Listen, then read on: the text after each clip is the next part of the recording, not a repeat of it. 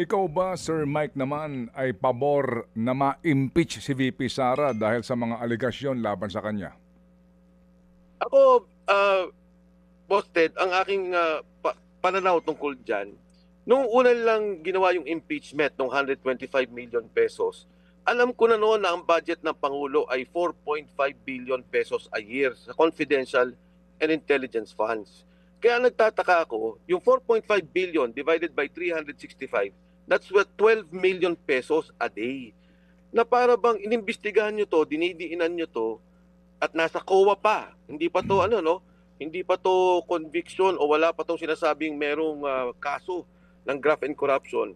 Iniipit na nila. Kaya ako, para sa akin, masyadong imbalance, hindi tama yung impeachment. Yun lang delivery ng pera sa mga congressmen.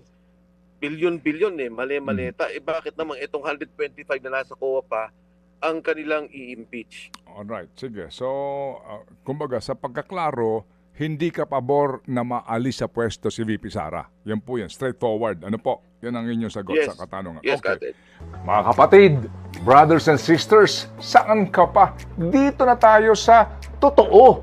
Dito na tayo sa True FM. Mga kapatid, mag-subscribe and follow po kayo sa social media accounts ng True Network PH. Yan po kami. Hanapin nyo lang True Network PH, Facebook, Instagram, YouTube, TikTok, and podcast. Mapa-Apple or Spotify man yan, mahahanap nyo kami. Lahat ng mga napapanood at napapakinggan nyo po sa programa, nasa social media accounts namin yan. So, paano mga kapatid? See you sa social media!